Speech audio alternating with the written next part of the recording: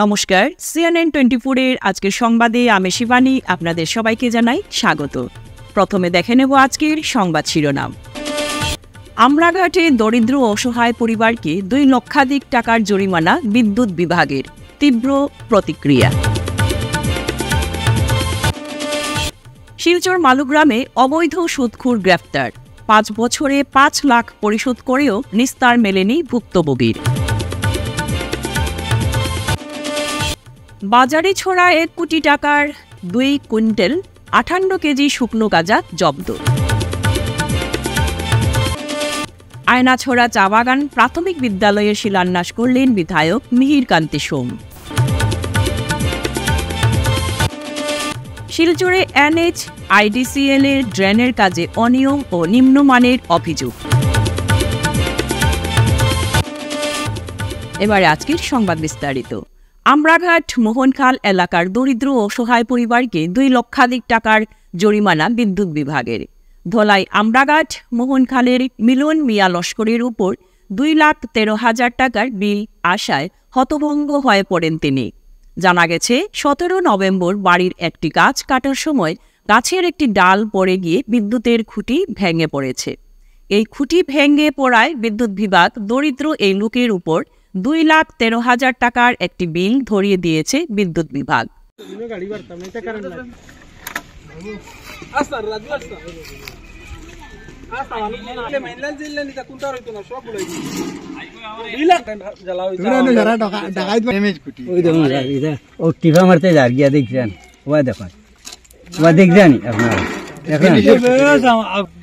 শুক্রবার এলাকার জনগণ একত্রিত হয়ে জানান, বাড়ির গাছ কাটার সময় একটু খুঁটি ভেঙে পড়লে বিদ্যুৎ বিপুল পরিমাণের বিল ধরিয়ে দেওয়া হয়েছে। এতে তারা ক্ষোভ প্রকাশ করে বলেন, ক্ষতিপূরণের পরিমাণ কি এত মোটা অঙ্কের টাকা? বিষয়টি নিয়ে কাছাড়ের জেলা কমিশনারের দৃষ্টি আকর্ষণ করেন তারা। এরপরে এগুলা কোনো টানা নাই। আপনারা দেখুন এল সিস্টেম আইছে, তারা কারেন্টের তারগুলা ওদিক থেকে আইয়া এল সিস্টেম হইয়া গেছে। ই কোনার মধ্যে কোনো টানা নাই। মানুষের দেখা মারলে পড়ে যাব ওরকম কুটি। ব্রিটিশ আমলি মাল, আপনারা ওগুলা সব একবার ভিডিও করে লইবা যে কুটিগুলা কি পর্যন্ত পুরানা, কোনো টানা নাই। তার এই যে তারা যে আমরা কারেন্ট জ্বালাইবার লাগি তা দেখুন, ওটা জিনিস দেখুন ওরকম বাঙ্গারুঙ্গা ওটা দিয়ে তারা আমরা কারেন্ট দিচ্ছি। আর ডালেকে বাড়ি মারছে নি নানি সব বাঙ্গিয়া তলে জুড়িয়া পড়ে গেছে, ফুরি হয়েছে। এখন ক্ষতিপূরণ ও গরিবরা 2,13,000 টাকা তারা ডিমান্ড করিয়া বুঝছেন। এখন পুলিশ দিয়ে পর্যন্ত হুমকি দেওয়া হয়েছে। আজকে পুলিশে পর্যন্ত সকালে আমি পুলিশের লগে আলাপ করছি, তারা এখন টানা তাও। আমি বললাম প্র্যাকটিক্যাল, তারা এখন টানা তাও। ই গরিব মানুষ টানার যাওয়ার বাদে তারা হ্যারাসমেন্ট করে টাকা লইতে চাইছে তারা। ওটা আপনারা বিবেক বিবেচনা করবা মিডিয়ার মাধ্যমে। আর আমি চিফ মিনিস্টার, আমার MLA MP সবরে কইয়া আপনারা একটু লক্ষ্য করিয়া যে এই যে আমরা ইলেকট্রিক ডিপার্টমেন্টে কি রকম গাফিলতি করে গরিব মানুষের সঙ্গে, ওটা আপনারা সবাই বিচার করতে আমি চাই যে আপনারা বিচার করে দিবা। মালুগ্রাম আউটপোস্টে পুলিশ এক ভুক্তভোগী পরিবারের অভিযোগের ভিত্তিতে অবৈধ অর্থ লগ্নকারী মনীষ শার্ক সুমন নাথকে গ্রেফতার করে বৃহস্পতিবার আদালতে পেশ করেছে। বৈধ লাইসেন্স ছাড়াই অত্যাধিক সুদের হারে ঋণ দেওয়া এবং দীর্ঘদিন ধরে চাঁদাবাজি ও হুমকি ধমকির অভিযোগ উঠেছে তার বিরুদ্ধে। দেখুন সবিশেষ। অভিযোগ 2019 সালে পরিবারের আর্থিক সংকটের সুযোগে সুমন নাথ ভুক্তভোগীদের কাছ থেকে 5% মাসিক সুদে 1 লক্ষ টাকা ধার দেন এবং চাপ সৃষ্টি করে ATM কার্ড, পিন নাম্বার, সই করা ব্ল্যাঙ্ক চেক এবং সাদা কাগজে নিজের দখলে নেন। 5 লক্ষ টাকা পরিশোধ করলে অভিযুক্ত অবৈধভাবে আরও অর্থ দাবি করছে বলে পরিবারের তরফ থেকে জানানো হয়েছে। অভিযুক্ত বারবার হুমকি দিয়ে বলতে থাকে যে পিছনে পুলিশের সুরক্ষা রয়েছে এবং প্রতিবাদ করলে ভুক্তভোগীর মেয়েকে অপহরণ করা হবে। ভুক্তভোগী পরিবার অভিযোগ জানিয়েছে, সুমন নাথের মোবাইল ফোন এবং ল্যাপটপ পরীক্ষা করলেই সমস্ত প্রমাণ মিলবে। একইভাবে আদালতে চলমান আরও কয়েকটি চেক বাউন্স মামলায় নিরীহ মানুষদেরকে ফাঁসিয়েছেন তিনি, এমনটাই দাবি করা হচ্ছে। অভিযোগের ভিত্তিতে মালুগ্রাম পুলিশ অভিযুক্তদের মোবাইল ফোন, ল্যাপটপ জব্দ করে ফরেনসিক পরীক্ষার জন্য পাঠিয়েছে। গোটা ঘটনার তদন্ত শুরু করেছে পুলিশ।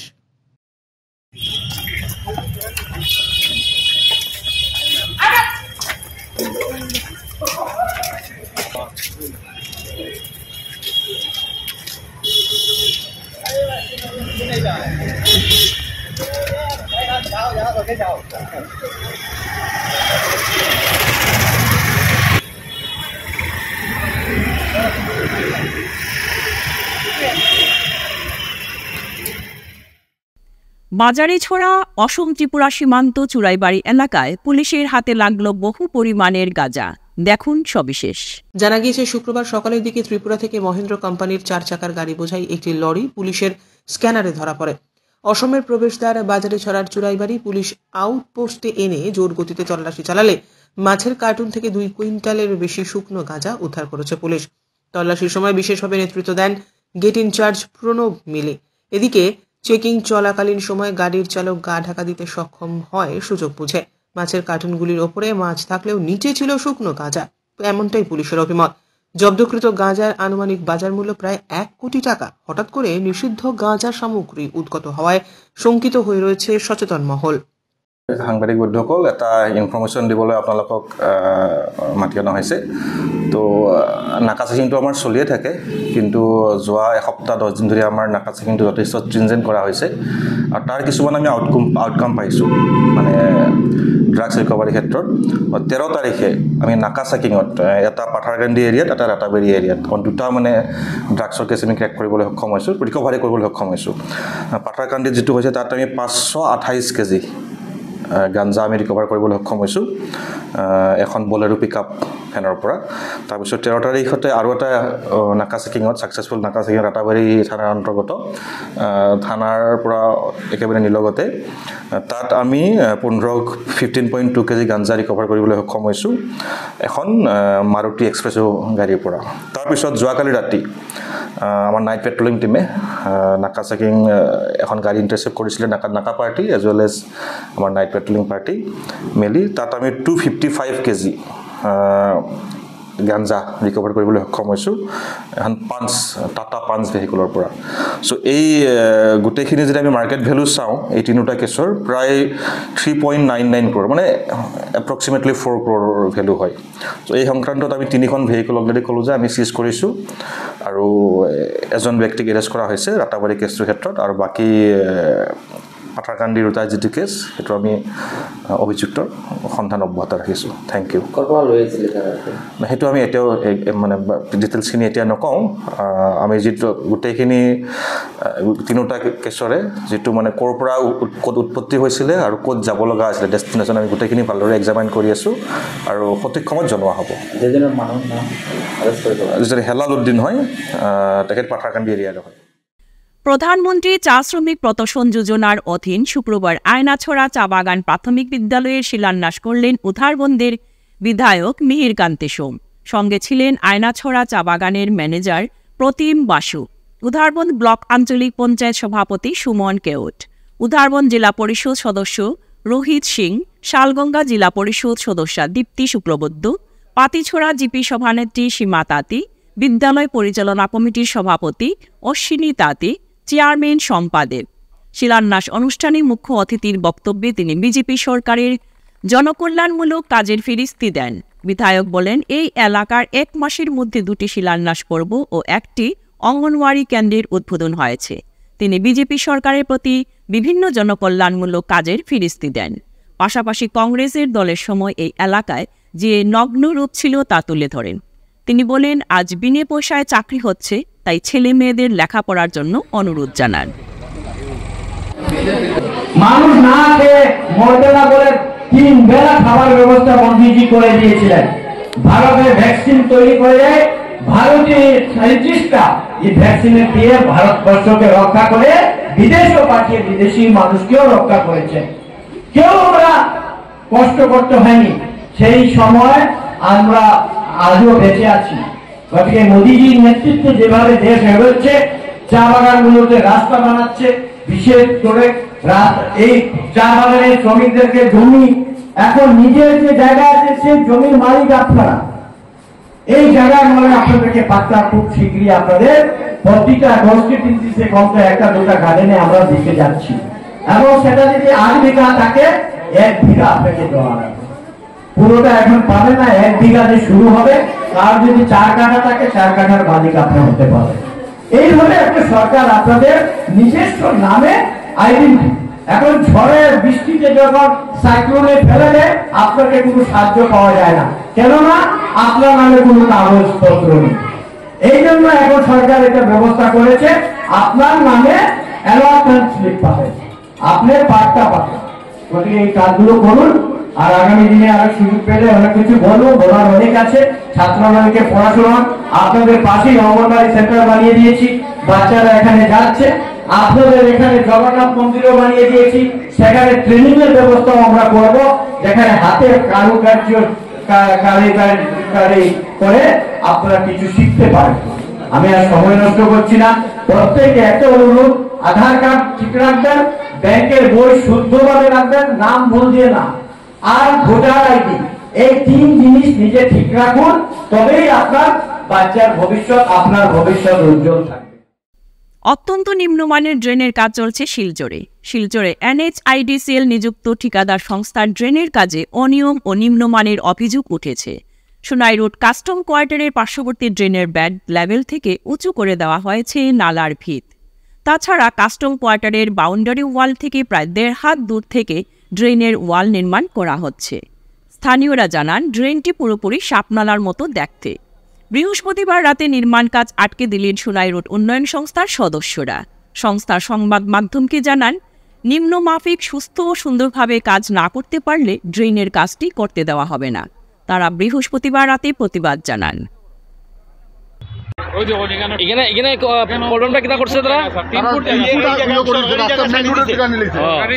কাজের সুবিধার্থে এই জায়গা ছাড়িয়ে রাস্তা ছুটো করছে। আমরা সোনাই রোডের মেইন রাস্তা ছুটো গেল গিয়া, রাস্তা কোনোদিন আমরা হইতে পারতো না। আচ্ছা, এটা তো মেইন মানে বাউন্ডারি, এখানে যেটা ড্রেনের কাম NHIDCL তরফ থেকে করা হইতেছে, কামটা আমরা এখন দেখার পরে যেটা দেখলাম যে কামটা কোয়ালিটি তো কিনুনার বুঝাই যাইতেছে, কিন্তু কামটা ড্রেনটা একবার তেরা বেড়া, একবার সাপনালার মতো ড্রেনটা বানাইতেছে।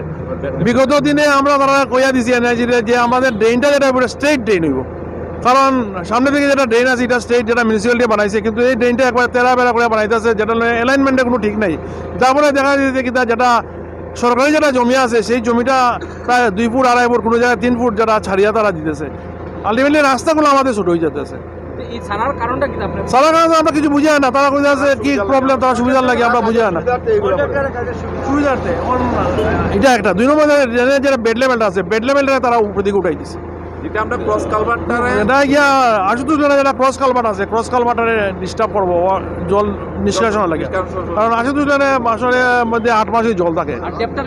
ডেপটার ব্যাপারে তো তারা আমরা কতদিন কইয়া গেছি যে ডেপটা তোমরা আরো 1 ফিট 1.5 ফিট যতটুকু পারো ডাউন করা যায়, তারা ডাউন করছেও, করার পরে দেখা যাচ্ছে আমার কোন বাড়ি আনিয়ে তারা আবার এটা লেভেল করে দিয়েছে। এটা অর্থ তো আমি কিছু বুঝতেছি না। আমরা যে আমরা মেইনলি লিঙ্ক রোডের যেটা রাস্তা লেভেল, এটা বেড লেভেল থেকে এটা বেড লেভেল আরো উঁচা, জলটা যাবো আমরা লিঙ্ক রোডের জল, এরপরে আশুতোষ লোনের জল কেমনে যাইব, যেটা ক্রস কালভার্ট দিয়ে যেটা জল পাস করে, এটা মুখ যদি বন্ধ হয়ে যায়, মুখ বেড লেভেলটা যদি উঁচা হয়ে যায়, জলটা কেমনে ক্রস করবো, এটা নিয়ে তারা আমরা বারবার রিপিটেডলি কইতে আছি।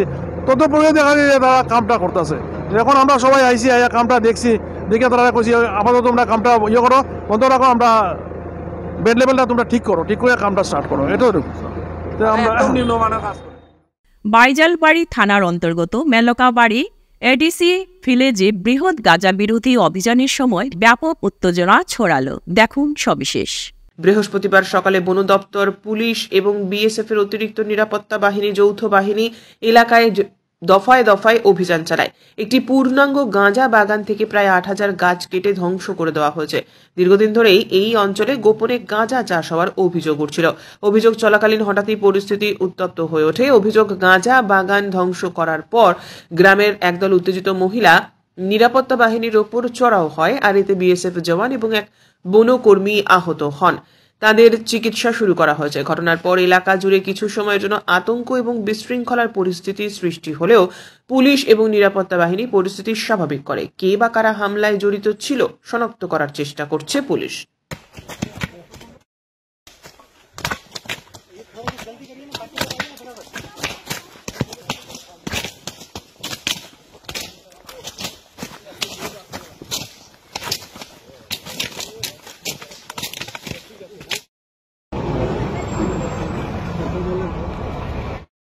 আরো উত্তেজিত করে লাভ নাই তো, আমরা সবকিছু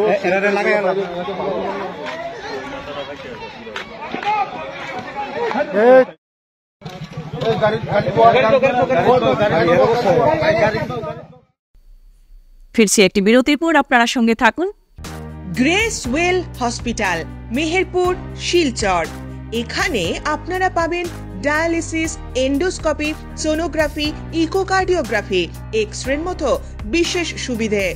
উন্নত মানের ডাক্তারি পরিষেবার পাশাপাশি পাবেন আইসিইউ, এনআইসিইউ, ইনডোর, আউটডোর এবং যে কোনো রকম সার্জারি অত্যন্ত সুলভ মূল্যে এবং অত্যাধুনিক মানের। গ্রেস ওয়েল হসপিটাল বিভিন্ন ধরনের চিকিৎসা পরিষেবার পাশাপাশি এখানে আপনারা পাবেন বন্ধাত্ব কাটিয়ে মাতৃত্ব এবং পিতৃত্বের আশ্বাস। আপনার সুস্থ জীবনের লক্ষ্যে সর্বদা কাজ করে চলেছে গ্রেস ওয়েল হসপিটালের সদস্যবৃন্দ। ঠিকানা grace well hospital, Meherpur, Silchar 788015। আপনার সুস্থ এবং মঙ্গলময় জীবন কামনা করি আমরা। Grace well hospital. ফিরে এলাম বিরতির পর। টাই, আহোম সহ অংশর 6 জনগোষ্ঠীর জনজাতিকরণের দাবিতে ধারাবাহিকভাবে সংগ্রাম চালিয়ে আসছে। এই সংগ্রামের অংশ হিসেবে টাই আহোম ছাত্র সংস্থা যোরহাট জেলার উদ্যোগে এবং অন্যান্য টাই আহোম জনগোষ্ঠীর সংগঠন সমূহ মরিয়নিতে এক বৃহৎ মশাল মিছিল বের করে মরিয়নির আকাশ বাতাস কাঁপিয়ে তোলে। ইস্যুটো ৰাইজৰ, প্ৰতিবাৰ ৰাইজৰ, গতিকে তেনেকুৱা ধৰণৰ আমি ব্যক্তিকেন্দ্ৰিক কথা বতৰা আমি নাপাতো। সময়ত সকলো ৰাইজে গম পাব, এই ধৰণৰ কথা বতৰা আমি বিৰত থাকোঁ। যদি আমি আশাবাদী হ'লেন তেতিয়া ৰাজপথ উত্তাল নহয়। আজি অসমৰ ইমূৰৰ পৰা সিমূৰলৈ প্ৰতিবাদী জনতা ৰাজপথলৈ ওলাইছে। সকলোৱে এটা কথাই কৈছে যে চৰকাৰে নিজৰ জাতীয় দায়িত্ব পাহৰিছে, নিজৰ ভিজন ডকুমেণ্টত কোৱা কথাখিনি পাহৰি গৈছে, ৰাইজক আভুৱা ভৰিছে যে এটা খিলঞ্জীয়া ৰাইজৰ পক্ষত থাকিম বুলি কৈ জল জমিন জংগল সুৰক্ষা কৰিম বুলি কৈ তেখেতলোকে সুৰক্ষা কৰা নাই। সেইকাৰণে ৰাইজ খুব আছে, খঙত আছে, আৰু ৰাইজে খুব আৰু খঙত আছে, তাৰ প্ৰতিফলন আজি মৰিয়নি ঘটিছে। সেইকাৰণে ৰাইজে ৰাজপথলৈ ওলাইছে। গতিকে চৰকাৰৰ ওপৰত আস্থা বিশ্বাস এই কথাবিলাক নাহে। চৰকাৰে জাতীয় দায়িত্ব পালন কৰিছে, তাৰ কাৰণে আন্দোলন হৈছে, আন্দোলন হ'ব। শিলচর সদর থানার ওসি অমৃত কুমার সিং বদলি হলেন। তাকে বদলি করা হয়েছে গুয়াহাটিতে পুলিশ কমিশনারেটে। অমৃত কুমার সিংকে বদলি করা হলেও তার স্থলে সদর থানার ওসিকে হচ্ছেন তা জানা যায়নি। তবে শ্রীভূমি জেলা থেকে পাথারকান্দি থানার ওসি সোমেশ্বর কৌর এবং বদরপুর থানার ওসি উত্তম অধিকারীকে বদলি করা হয়েছে কাছাড় জেলায়। এই দুজনের মধ্যে যে কোনো একজনের সদর থানায় ওসি পদে আসীন হওয়ার সম্ভাবনা রয়েছে। গোপন সূত্রের খবরের উপর ভিত্তি করে জব্দ চালকসহ ৭২.৪ গ্রাম ড্রাগস। ভাগা থেকে তেজপুর পাচারের পথে ৭২.৪ গ্রাম ড্রাগস উদ্ধার করে পুলিশ। দেখুন সবিশেষ। ৬টা সাবানের কেসের ভিতরে ড্রাগস পাচার করতে গিয়ে শুক্রবার দুপুর আনুমানিক ১১টা নাগাদ বরখলা বিধানসভা কেন্দ্রের বালাচড়া পুটিছড়া টোল গেটে রুটিন চেকিং এর সময় পুলিশের হাতে ধরা পড়ে পাচারকারী বাহারুল ইসলাম, বয়স ২৮ বছর। তার বাড়ি তেজপুরের উরাং বস্তিতে। খবর পেয়ে সঙ্গে সঙ্গে বরখলা থানার ওসি জোসেফ ভিঙ্ক এবং সহ কাছাড় জেলার অতিরিক্ত পুলিশ সুপার দুর্নীতি দমন শাখার রজত কুমার পোল উপস্থিত হন। অন্যদিকে পাচারকারী বাহারুল ইসলাম সহ বলেরো গাড়িটি আটক করে থানায় নিয়ে আসে।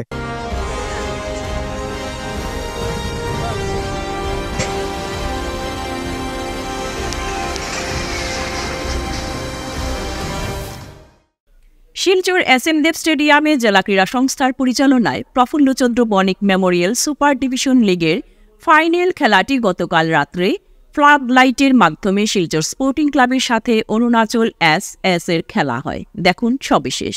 নির্ধারিত সময়ের মধ্যে মনোমুগ্ধকর খেলাটি ২-২ গোলে ড্র হয়। শেষ পর্যন্ত ট্রাইব্রেকারে শিলচর স্পোর্টিং ক্লাবকে ৬-৪ গোলে হারিয়ে অরুণাচল এস জয়ী হয়। এই খেলাতে অতিথিদের মধ্যে উপস্থিত ছিলেন প্রধান অতিথি শিলচর রামকৃষ্ণ মিশনের সম্পাদক স্বামী গণধীশানন্দজি মহারাজ, ডিএসএর সভাপতি শিবব্রত দত্ত, স্পন্সরের পরিবারবর্গ প্রমুখ। খেলা শেষ হওয়ার পর আমন্ত্রিত অতিথিরা রানার্স দল ও চ্যাম্পিয়ন দলের হাতে নগদ অর্থ এবং ট্রফি তুলে দেন। এ বিষয়ে রামকৃষ্ণ মিশনের মহারাজ খুব সংক্ষেপে বক্তব্য রাখলেন।